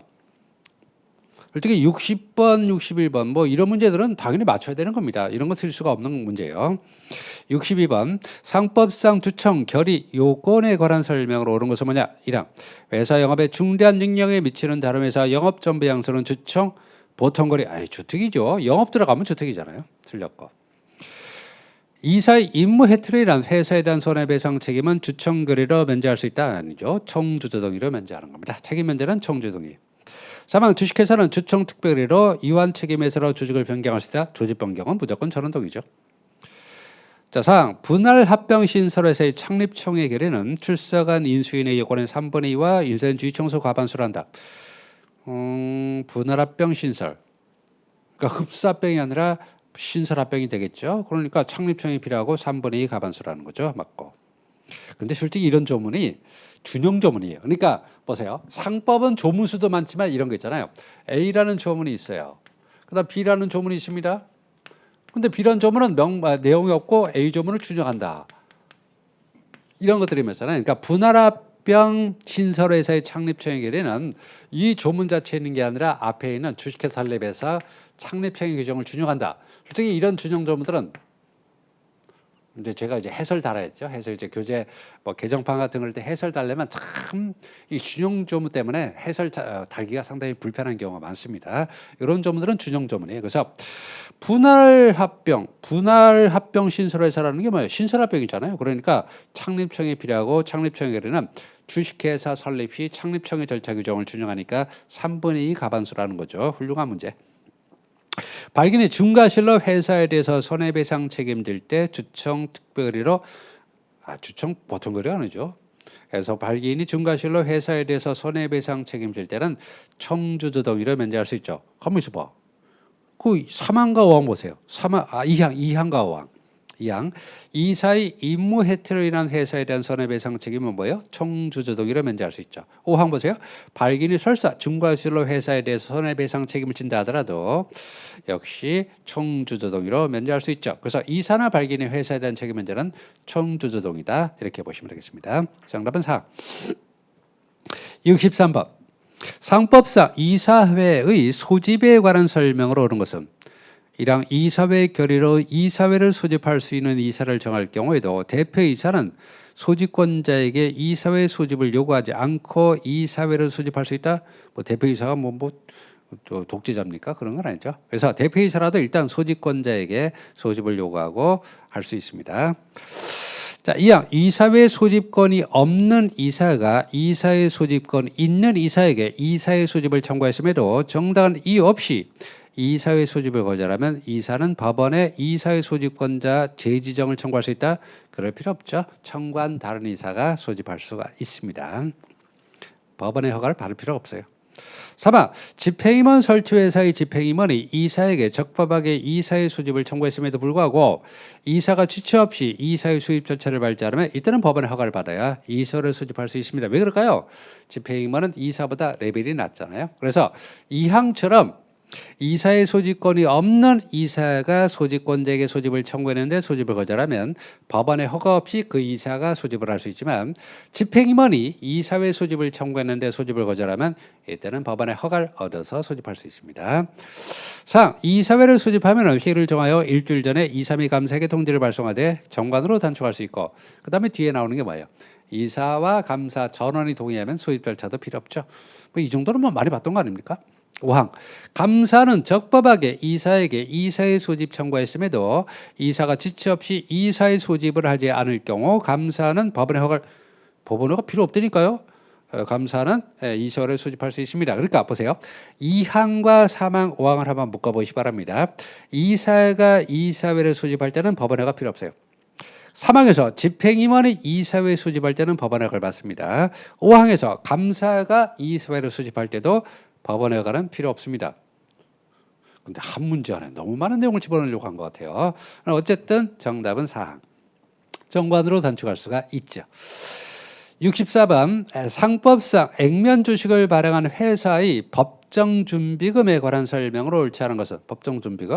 법정준비금은 두 가지가 있죠. 여기 준비금이 있고 그 다음에 이익이 있죠. 이익은 다시 영업이익과 그 다음에 자본이익 있죠. 그러면 준비금은 이익준비금. 그 다음에 자본준비금 이 두 가지를 바로 이제 법정준비금이라 하죠. 그러면 이익준비금 적립은 어떻게 해요? 적립을 할 때는 어떻게 해요? 그래서 주식배당을 제외하고 배당 가능액의 10분의 1 이상 금액을 2분의 1까지 적립하죠. 자본이익은 어떻게 돼요? 자본이익은 한도 없이 전액을 적립하는 거죠. 기본 중에 기본이죠. 이런 식으로 하거나 이런 식으로 하는 겁니다. 자, 그러면 상법상 64번 액면 주식을 발행한 회사의 법정 준비금에 관한 설명을 옳지 않은 것은 이런 준비금을 자본금으로 전입할 때 전입된 금액을 일주 액면금으로 나눈 수의 신주가 발행된다. 준비금을 어디다 써요? 준비금을 보시면 자본금이 이쪽은 이제 자본금. 자본금이 결손나면 결손 보존에 사용하시죠. 그 다음에 신주를 발행해서 자본 전입에 사용하는 거죠. 전입에 사용한다. 두 가지 방법이 있죠. 자, 그러면 1항에서 준비금을 자본금으로 전입한다면 전입된 금액을 일주 액면 금액으로 나눈 수의 신주, 자본 전입할 때는 신주를 발행한다. 2항 신설합병의 경우 소멸되는 회사의 법정 준비금은 새로 설립된 회사가 승계할 당연히 승계할 수 있죠. 포괄승계니까. 승계할 수 있죠. 3항 정관의 정함에 따라 주청에서 준비금을 자본금으로 전입한 결의 경우 주주는 그 결의가 있은 때로부터 주주가 된다. 자, 보시면 준비금의 자본금 전입의 신주 발행이니까 두 가지 방법이 있습니다. 이건 주보, 이건 주청 보통거래로 결손보전에 사용하고 신주 발행할 때 자본 전입할 때 이사회 결의로 하는 방법과 정관으로 플러스 주주총회 보통거래 하는 방법이죠. 근데 이게 신주 발행이잖아요. 그러면 이사회 결의로 하게 되면 어떻게 하냐? 배정이래. 정관으로 주청 보통거래 하면 결의한 때 효력을 발생한다. 이렇게 되는 거죠. 문제가 조금씩 더 어려워지네요. 그동안 쉬웠다가. 그래서 보시면은 정관으로 주청해서 준비금의 자본금 전입을 결의하면 이때는 주주는 그 결의가 있을 때로부터 신주 주주가 된다. 맞는데? 주주는 맞죠. 2항이 틀렸으니까. 그 다음에 4항. 회사는 주식 배당 경우에 자본금의 2분의 1이 될 때까지 결산기에 이익 배당액의 10분의 1 이상 금액을 이익 준비금으로 적립한다. 이익 준비금 적립 어떻게 해요? 10분의 1 이상 금액을 자본금의 2분의 1이 될 때까지 주식 배당을 빼고 적립하게 되는 거죠. 맞고. 자본금을 결손보전에 충당할 때 자본준비금과 이익준비금의 중 어느 것이든 사용할 수 있다. 다 법정준비금이니까. 아시겠죠? 이걸 이렇게 쓸 수도 있고 이렇게 쓸 수도 있다. 결손나면 보전에 사용한다. 결손하지 않았다면 전입에 사용한다. 하는 거죠. 순서는 없어요. 순서는 없습니다. 이익준비금을 먼저 써도 되고 자본준비금을 먼저 써도 됩니다. 정답은 2항. 65번. 이건 못 푸는 문제죠. 아까 보시면 이거 풀지 말라고 그랬는데. 자, 보시면 저기서 46번 같은 거는 이건 상당히 어려운 문제입니다. 이게 답을 맞춰도 여러분이 알고 맞춘 건 없을 거예요. 맞춘 분은 없을 것 같은데 46번 문제도 그렇고 그다음에 46번 문제 그다음에 보시면은 65번 문제도 이거 솔직히 맞춘 수험생들이 있을까요? 없을 것 같은데. 없을 거예요. 그러니까 올해 뭐 당연히 기본적으로 두세 문제는 깎이고 들어가는 겁니다. 올해 만점자분이 있을 수도 있겠는데 자 실력으로 만점을 받은 수험생들은 거의 없을 것 같은데요. 뭐 예년에는 보통 만점자들도 꽤 됐어요. 상법에서인데 올해는 만점이 나올 수 없는 문제들 같아요. 65번 문제 보시면 상법상 자본금이 1천억 원 미만의 상장회사의 소수주주권, 보통 상장회사 소수주주권은 3개 정도 되잖아요. 주총 수입 청구 1000분의 15. 그다음 뭐지? 그다음에 대표성 만분의 1. 그다음에 보시면 대표성 만분의 1. 그다음 다중 대표성 뭐예요? 10만 분의 50인가? 이렇게 돼 있죠. 근데 이거는 그런 게 없고 보세요. 주주 제한권, 의결권 없는 주식을 제하고 발행 청구세 1000분의 20 1000분의 10입니다. 틀렸고 위법 행위 청구 10만 분의 50, 이사 해임 청구 1만 분의 50, 회계장부 열람 청구 1만 분의 이것도 내년부터 이거 외워야 되나? 참 이런 건 내지 말았으면 좋겠는데. 이사 해임 청구 1만 분의 50, 회계장부 열람 청구 1만 분의 10, 그다음에 검사 인사임 청구 1,000분의 10인데 이건 뭐 틀리는 수밖에 없어요. 그래서 바꿨고 제가 그래서 늘 강의할 때 정불안하면 시험날 당일 한번 읽어보고 들어가라고 그러는데 그 읽어보고 들어가는 수험생은 없겠죠. 상법에는 항상 지금까지 자신감을 갖고 문제를 수험생들이 풀었으니까 안 읽어봤을 것이 가능성이 높고 정말로 이걸 알고 풀어온 수험생들은 아주 운이 좋았던 거죠. 정답은 1항입니다. 주장권은 의역권 없는 지시를 대고 1000분의 10입니다. 솔직히 이런 문제 정도면 수험생들과 출제자분들 간의 기본적인 합의 신의식을 위반한 것 같은 이 전형적인 불이타면 되죠. 이런 문제는 맞추기 어렵습니다. 넘어가고 66번. 상법상 감사를 둔 유한회사. 아니 감사 문제는 주식회사를 내야지 왜 유한회사를 냅니까? 이런 문제도 솔직히 어렵죠. 이런 문제도 풀기 어려워요. 자 그러면 감사는 옳은 것은 언제든지 회사의 업무와 재산 상태를 조사할 수 있고 이사에 대해서 영업에 관한 보고를 요구할 수 있다. 예, 맞습니다. 자, 지분의 이전은 취득자의 성명, 주소와 출자 자소에 관해서 변경 등기를 해야 회사와 제3자에게 대항할 수 있다. 변경 등기는 무슨 변경 등기? 사업 명부에 기재해야 되는 거죠. 유한회사 사원은 등기사항이 아닙니다. 그러니까 등기하는 게 아니라 사원 명부에 기재하는 것이 틀렸고 3번 회사가 이사에 대해 소를 제기할 때 감사가 회사 대표할자의 지정을 법원에 신청하다 뭐 이렇게 복잡해. 회사가 이사에 대해 소를 제기할 때 감사는 임의기관이니까 사원총회가 대표자를 선정하면 되죠. 제가 그랬잖아요. 유한회사 문제는 그냥 사원총회라고 해야 맞는 것이 대부분이다. 그러니까 틀렸고 사원총회가 선임하는 겁니다. 이사는 매결상기에 대차 대표와 손익계산서 등을 작성하여 정기총회 2주 전에 감사에게 제출한다. 아니 2주 전 제출하면 감사는 언제 하라고요? 됐고. 자 그다음에 3주 전인가? 3주 전일 것 같은데 틀렸고. 사원총회 결의의 목적사항에 대해서 서면 또는 구두로 총사원이 동의하면 서면 결의가 있는 것으로 본다. 구두는 아니지 서면으로 하는 거죠. 이런 문제도 뭐 맞춰도 운이 좋아 맞춘 것뿐이죠. 그래서 정답은 1항이 되겠습니다. 이것도 어려운 문제. 기본적으로 풀기 어려운 문제 3번째 나왔네요. 그러니까 아까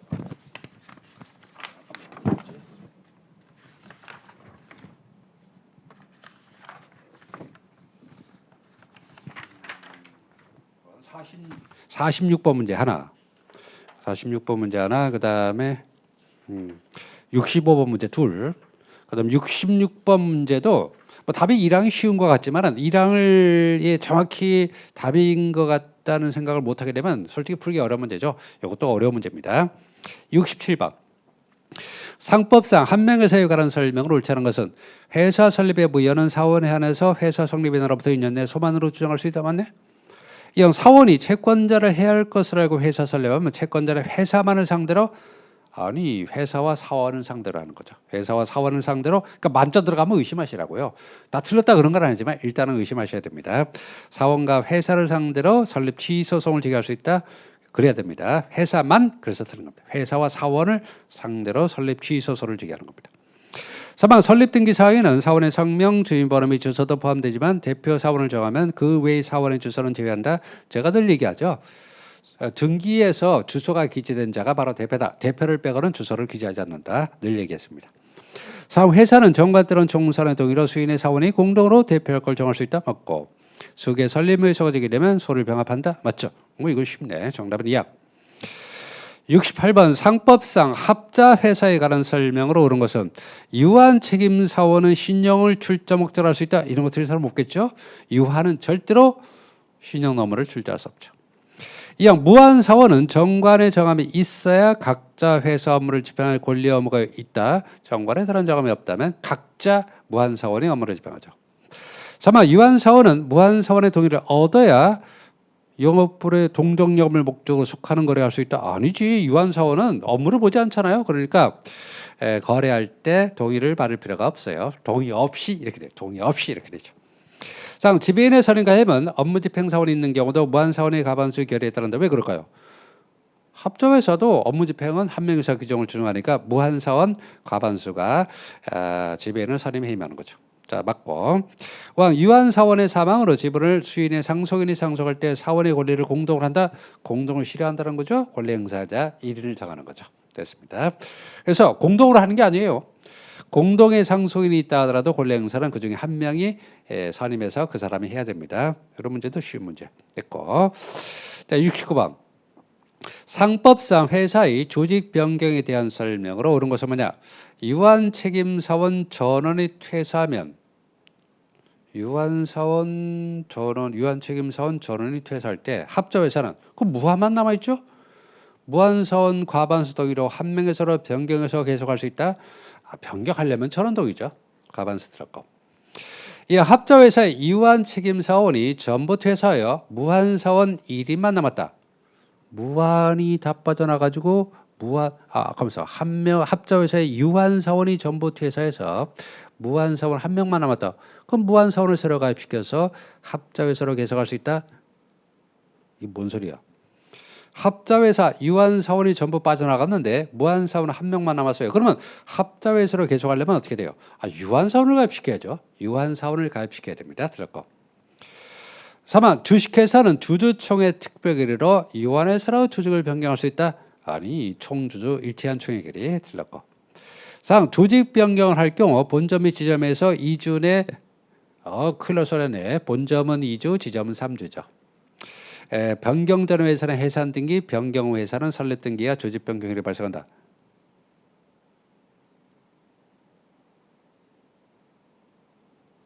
자 보세요. 자, 조직을 변경했습니다. 대표자 볼까요? 자, 그러면 주식 보시면 유한을 주식으로 바꿨다.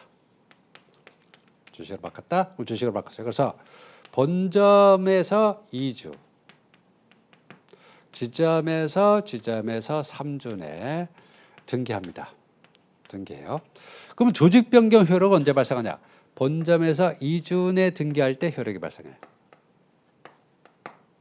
쉬운 듯하면서 어렵습니다. 그래서 자, 그러면 이게 정확한 편이 뭐냐? 등기는 본점 2주, 지점 3주 맞아요. 본점 2주, 지점 3주 맞으니까 이게 틀렸고 지점은 빼야 돼요. 그리고 지점까지 집어넣으려면 지점은 3주로 집어넣어야 됩니다. 그리고 보시면 변경 전에 회사는 해산 등기, 변경 후 회사는 설립 등기하는 거 맞습니다. 근데 조직 변경 효력은 본점에서 2주 내에 등기할 때 효력이 발생해요. 그리고 지점에서 3주 내에 등기하는 겁니다. 좀 애매한데. 틀린 건 아닌데 사항이 그래서 틀렸죠.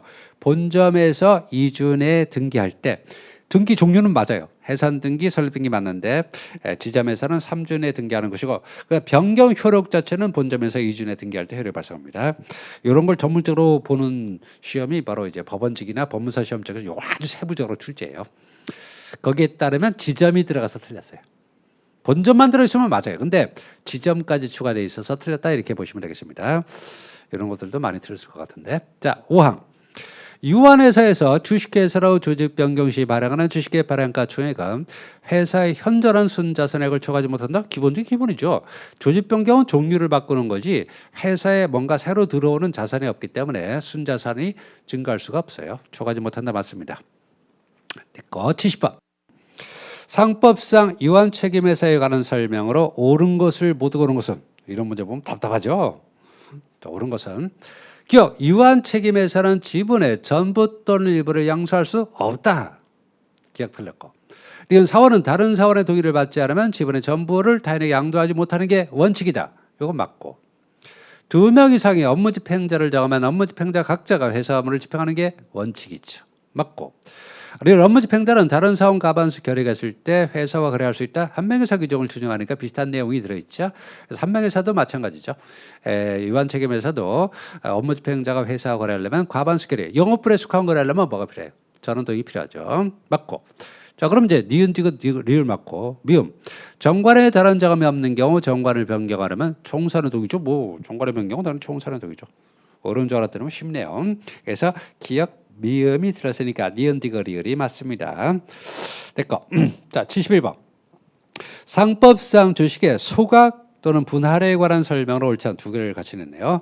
옳지 않은 것은 회사가 보유하는 자기 주식을 이사회 결의로 소각할 때는 대가가 필요 없죠. 그 뭐예요? 자산이 감소하지 않죠? 그러니까 채보가 필요 없죠. 주식은 자본금 감소에 관한 규정에 따라 소각할 수 있다. 이때는 이제 채보가 들어가죠. 맞고. 주식 분할을 위해서는 주청특별히 필요하다. 당연하죠. 듣고. 액면 주식을 발행한 회사가 주식을 분할하려면 액면가액이 정관사항이니까 정관 변경 절차도 필요하죠. 근데 사실상 주특이 정관 변경 절차죠. 그러니까 주식 분할은 무조건 주특이 필요하다 그런 말이죠. 주식 분할 후에 액면 주식의 금액은 100원 미만으로 하지 못하죠. 최소가 100원이니까. 그래서 100원 미만으로 하지 못하고 균일하게 분할해야 되는 거죠. 별로 어렵지 않죠. 그래서 자기 주식을 이사회 결의로 소각할 때는 대가가 필요 없으니까 자산의 변동이 없고 따라서 채권자 보호 절차도 필요 없죠. 자, 72번 상법상 회사의 해산 및 청산에 관한 설명을 옳지 않은 것은 합자 회사는 무한 사원 또는 유한 사원 전원이 퇴사하면 해산한다. 기본적인 기본이죠. 합자는 유한 무한이 최소한 한 명씩 있어야 되니까 한쪽이 다 비어버리면 해산하게 되는 거죠.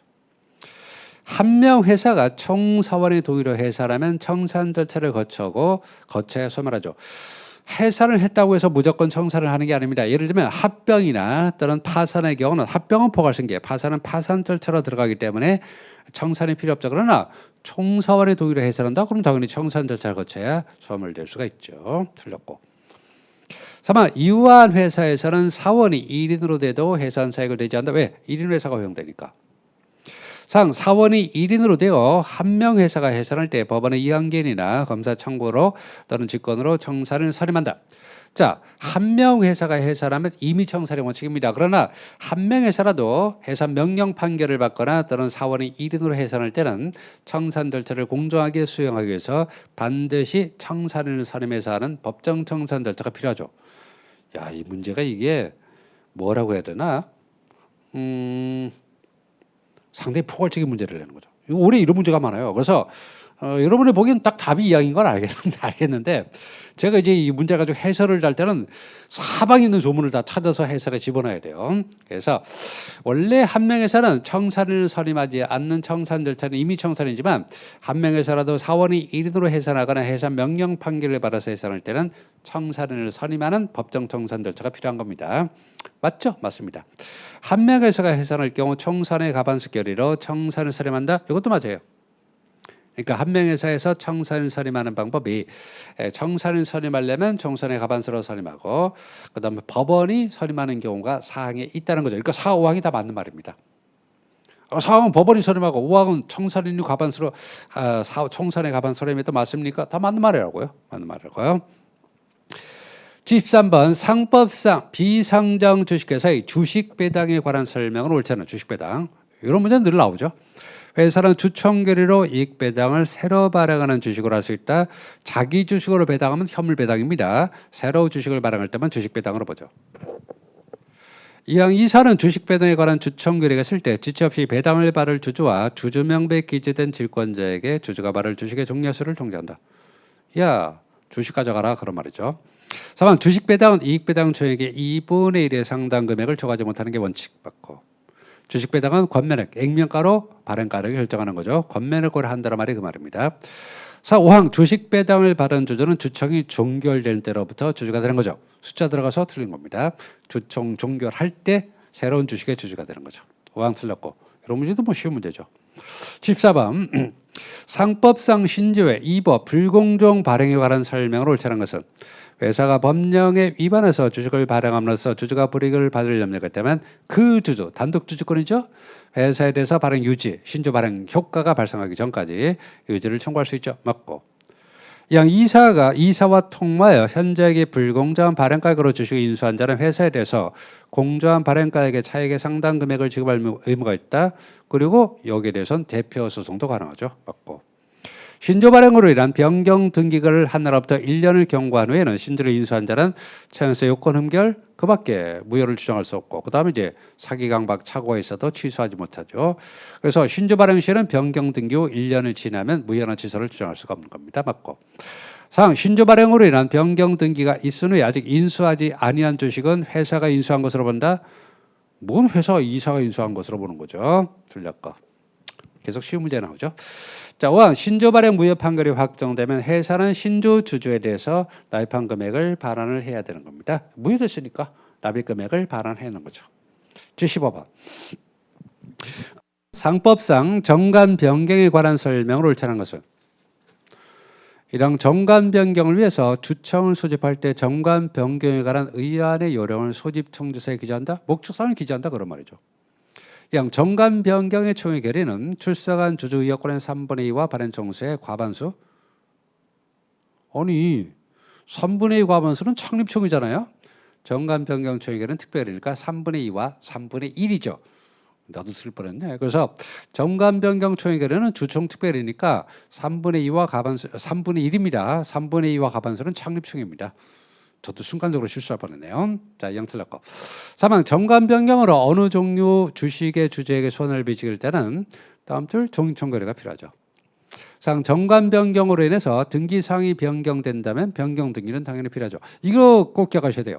정관 변경 자체를 변경 등기하는 건 아닙니다. 다만 정관 사항과 등기 사항이 중복되는 게 많죠.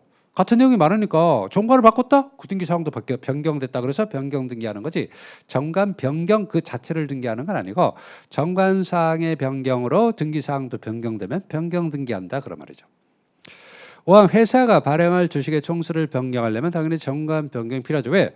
회사가 발행할 주식의 총수는 정관의 절대적 사항이기 때문에 그렇습니다. 한도나 이런 것들은 없어요. 근데 어쨌든 변경하려면 정관 변경이 필요한 겁니다. 76번. 제 생각에 올해 만약에 이의제기에서 100% 받아들인다는 건 아닙니다. 이의제기 가능성이 상당히 높은 것이 이 문제입니다. 저도 확신을 할 수는 없는데 뭐 답이 틀렸다는 건 아니지만 복수응답의 가능성이 있어요. 한번 보세요. 상법상 주주의 신주 인수권에 관한 설명을 옳지 않은 거. 뭐 흔하게 나오는 거죠. 나오는 건데 1항 주주는 회사가 신주를 발행할 경우 다른 사람의 우선에서 신주를 인수할 수 있다. 이게 원칙이죠. 주식수에 따라서. 그러니까 우선권이죠. 신주 우선권, 신주 인수권이 있다. 맞고요. 2항 그러나 회사는 신기술 도입 등 회사의 경영상 목적을 달성 위해서 필요할 경우에 한해서 정관이 정하는 바에 따라 제3자에게 신주를 배정할 수 있다. 이것도 좋아요. 문제 없어요. 3항 주주 신주인수권은 정관이나 이사회 결의로 발생한다. 이건 틀려요. 왜냐하면 주주 신주인수권은 주식에 내포된 당연히 포함된 권리이기 때문에 추상적 신주인수권은 주식 속에 항상 들어있고 그 다음에 회사가 신주 발행을 결정하면 배정일에 구체적 신주인수권이 발생해서 그 신주인수권을 구체적 신주인수권을 양도할 수 있는 거죠. 그래서 신주인수권이 정관이나 이사회 결의로 발생하는 게 아니라 주식 속에 내포되어 있는 수상적 신주인수권이 들어있는 겁니다. 그래서 3항이 틀린 건 맞아요. 그게 문제가 아니라 자 5항 먼저 보세요. 회사는 정관으로 정하는 바에 따라 전자등록기관의 전자등록부에 신주인수권을 등록할 수 있다. 문제 없습니다. 4항이 좀 문제가 있어요. 그러니까 3항이 답인 건 맞아요. 정답이 바뀌는 건 아닌데 4항을 한번 보세요. 정관 또는 이사회 결의 등으로 신주인수권을 양도할 수 있음을 정할 경우에 주주는 신주인수권을 양도할 수 있다. 다시 볼까요? 정관 또는 이사회 결의 등으로 신주인수권을 양도할 수 있음을 정할 경우 주주는 신주인수권을 양도할 수 있다. 이게 맞아요. 맞습니다. 그러니까 정답은 3번인데 사항이 틀릴 수도 있다고요. 왜냐하면 보세요. 정관 또는 이사회 결의로 신주의수권을 양도할 수 있음을 정할 경우 회사는 반드시 신주의수권 증서를 발행하고 그 다음에 신주의수권 증서의 교부만으로 신주의수권을 양도할 수 있습니다. 그러니까 사항을 맞는 문장으로 해석해도 상관없어요. 상관없는데 틀릴 수도 있다고요. 보세요. 정관 또는 이사회 결의 등으로 신주의수권을 양도할 수 있음을 정할 경우 주주는 신주의수권을 양도할 수 있다를 이렇게 해석하면 어떨까요? 정관 또는 이사회 결의 등으로 신주의수권을 양도할 수 있음을 정한 경우에만으로 해석한다면 틀리는 거죠. 왜냐하면 양도할 수 있음을 정할 경우에만 주주는 신주의수권을 양도할 수 있는 게 아니라 양도할 수 없다고 정한 경우가 아니라면 양도할 수 있음을 정할 경우 양도할 수 있음을 정하지 않더라도 지명채권 양도 방법으로 양도할 수 있죠. 그래서 한번 기대를 좀 가져보셔도 괜찮을 것 같아요. 그러니까 복송답의 가능성이 있다고요. 그러니까 사망이 틀린 문장은 맞아요. 사망이 틀린 게 맞는데 사항은 해석상 양도할 수 있음을 정한 경우에만 주주가 신주의수권을 양도할 수 있다고 해석한다면 반은 맞고 반은 틀리다고요. 아시겠죠? 양도할 수 있음을 정할 경우 주주가 신주의수권을 양도할 수 있다. 이게 틀린 문장은 아니지만 양도할 수 있음을 정하지 않았다고 해서 양도할 수 없는 건 아니라고요. 없는 거 아니니까 제가 보기도 한 반반인 것 같아요. 반반인 것 같은데 복송답으로 인정해도 될 것 같긴 합니다. 근데 이제 출제자분들이 올해 이제 커트라인이 상당히 올해 보시면 제가 올해 난이도가 상당히 높다 그랬잖아요. 높다 그러니까 지금 한 문제가 아쉬운 거죠. 특히 보시면 합격권에 걸린 수험생들은 이게 복송답으로 인정됐을 때 합격권으로 올라갈 가능성도 있잖아요. 그래서 한번 물론 뭐 사망을 답으로 진 수험생들은 뭐 크게 신경 쓸 필요는 없겠지만 그리고 절대 평가니까 아니 난 3번 했으니까 4번은 절대 안 돼. 이렇게 생각하지 마시고 어쨌든 절대 평가니까 요거 사항도 틀린 답이 복송답이 될 수도 있다. 좀 뭐라고 해야 되나? 이거 좀 사항을 좀 깔끔하게 출제를 했어야 될 것 같은데 출제 의도는 알겠어요. 출제 의도는 뭐 정관 또는 이사회 결의로 신주의수권을 양도할 수 있음을 정할 경우에는 신주의수권 증서를 발행하고 그때는 신주의수권 증서 교부로만 양도한다. 그런 의도로 낸 거예요. 됐는데 수험생들이 이거를 오해할 수도 있다. 제 생각에는 반반 정도 되지 않을까. 절대로 이게 뭐 복송답을 된다 그런 건 아니지만은 될 가능성이 높습니다. 높은 건 아니에요. 높다고 할 수는 없고 한 반반 정도. 이게 다른 시험에서도 몇 번 문제된 적이 있고 이의제기에서 어떤 시험에서는 받아준 적도 있는 것 같고 제 개인적으로 정확히 모르겠는데 어떤 시험에서는 이게 복송답으로 된 적도 옛날에 있었을 것 같아요. 이렇게 좀 애매하죠? 애매합니다. 사항이 완전히 틀린 건 아니에요. 틀린 건 아닌데 틀리게 해석할 수도 있다. 이거 좀 참고해 주시기 바랍니다. 뭐 답을 3번으로 준 수험생들은 걱정할 필요 없어요. 사망이 답인 건 맞아요. 사항도 복송답의 가능성이 전혀 없는 것은 아니다. 이렇게 좀 생각해 주시기 바랍니다. 근데 복송답으로 인정 안 해줘도 어쩔 수 없어요. 출제 의도는 사항을 맞는 지문으로 낸 겁니다. 이거 뭐 논란의 여지가 없어요. 다만 해석에 좀 문제가 있을 수 있다. 이렇게 해석을 좀 하셔야 될 것 같습니다. 대부분 다 사망을 답을 했겠죠. 네, 보시면 17번 상법상 사채 관리사에 관한 설명을 옳지 않은 것은 회사는 사채를 발행할 경우 사채 관리사를 지정해서 변제 수령 채권의 보전 그 밖에 사채 관리 위탁할 수 있다. 다만 사채 관리사는 중립적인 금융 회사만 되죠. 사채 인수인은 사채 관리사가 될 수 없다 맞고 사채 관리사는 사채를 발행할 회사와 사채권자 집회 동의를 받아 사임하거나 부득이하면 법을 허가를 받아 사임할 수 있죠. 상 사채관리회사가 사무처리의 적임이 아니라고 인정될 때 법원은 사채 발행회사 또는 사채권자 집회 청구로 해임할 수 있다. 너 나가 임마 하는 거죠. 5항 사채관리회사가 둘 이상 있을 때는 공동관리죠. 이거는 공동이라고 그랬죠. 신중한 관리가 필요하니까 자금을 관리하는 거니까 둘 이상 있을 때는 공동관리해야 됩니다. 정답은 5항.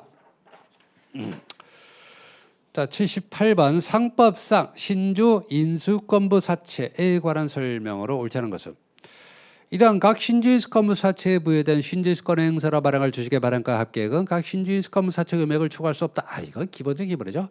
그래서 저런 사채는 발행가액이 같다. 신주인수권부 사채는 초과할 수 없다. 늘 강조하는 거죠. 정답은 1항. 양 주주 외의자에 대하여 신주인수권 사채를 발행할 때 신주인수권의 내용 등에 관해서 정관이 없으면 조정 특별히 필요하죠. 그리고 경사 목적도 필요하죠. 3항 신주인수권 증권이 발행되면 신주인수권의 행들은 증권의 교부에 의해서만 한다. 이거 맞아요? 일단 만자가 들어가는 게 맞습니다. 신주 발행 시의 신주이스권 양도는 신주이스권 증서 교부로만 양도한다. 신주이스권 사채에서 신주이스권만을 분리양도할 때는 신주이스권 증권을 발행하고 증권의 교부로만 양도한다. 맞습니다. 상 신주이스권을 행사한 자는 신주 발행가액 전액을 납입한 때 주주가 된다. 또 다음날 그러지 말고요. 이건 특수 신주 발행이니까 납입하는 순간 주주가 되는 겁니다. 보통의 신주 발행은 납입일의 다음날 주주가 되죠. 이건 특수 신주 발행에 들어가기 때문에 납입한 때 주주가 대용을 하게 되면 어떻게 될까요? 대용을 하게 되면 청구한 때 주주가 되는 거죠. 왕 신주이스권 사채를 발행할 경우 사채 납입이 완료된 날로부터 본점에서 이전에 법정상을 등기한다. 이 사채나 주식에 관한 등기는 지점에서 안 해요. 그리고 신주이스권 사채나 전환사채는 특사채죠. 그러니까 특사채, 전환사채, 신주이스권 사채는 본점에서 이전에 등기하는 게 맞습니다. 됐고 또 이 문제가 또 이제기한다 그러면 안 돼요. 그래서 신주이스권 사채는 사채나 주식은 본점에서만 이전에 등기하는 겁니다. 79번. 상법상 회사가 이익 배당을 할 때 대차 대조표에 순자산액으로부터 공제해야 하는 항목은 뭐냐? 공제 안 내면 말이에요. 배당해서는 안 된다는 거죠. 아니 회사가 돈 있다고 다 배당해가지고 회사 돈이 없어지면 망하는 거잖아요. 그래서 일정 금액은 유보하고 공제해야 됩니다. 또 자본금 빼야죠. 기억 자본금 빼고. 그 결산기기가 이미 적립된 자본준비금이나 이익준비금은 배당으로 사용할 수 없죠. 빼고. 그 다음에 지금 결산기까지 정리 임의준비금 이건 상관없죠. 법정준비금은 공제하는 거지만 임의준비금은 공제할 필요가 없어요. 디귿 빼고. 자산 및 부채에 대한 평가로 인해서 증가한 대차 대표상의 순자산액으로서 미실현 손실, 미실현 이익, 미실현 손실이 아니라 미실현 이익. 저는 회계 잘 모르지만 그래서 리얼 틀렸고. 그다음 미음 결산기에 적립할 이익준비금액 10분의 1 이상 금액을 적립한다 그랬잖아요. 이것도 빼고. 그럼 뭐예요? 뭘 빼지? 지그 리을을 빼야 되네. 디귿 리을을 빼면 뭐가 되죠? 기역 리은 미음. 이거 상법점은 그대로 낸 겁니다. 자본금 빼고 이미 적립된 준비금 빼고 적립할 이익준비금을 빼는 거죠. 그래서 기역 리은 미음을 빼고 나머지를 배당으로 사용할 수 있죠. 80번 상법상 회사의 합병에 관한 설명을 옳지 않은 것은 이런 한 명회사와 주식회사 합병할 수 있어요? 있죠. 다만 한 명 주식이 합병하면 주식회사만 될 수 있죠. 인적회사 쪽으로는 합병이 안 되죠. 물적회사 쪽으로만 합병하는 거니까 맞고. 이형 유한회사가 주식회사를 존속회사로 해서 합병할 때 법원의 인가를 받아야 되는 거죠. 왜? 유한회사는 법원의 감독 없이 설립할 수 있죠.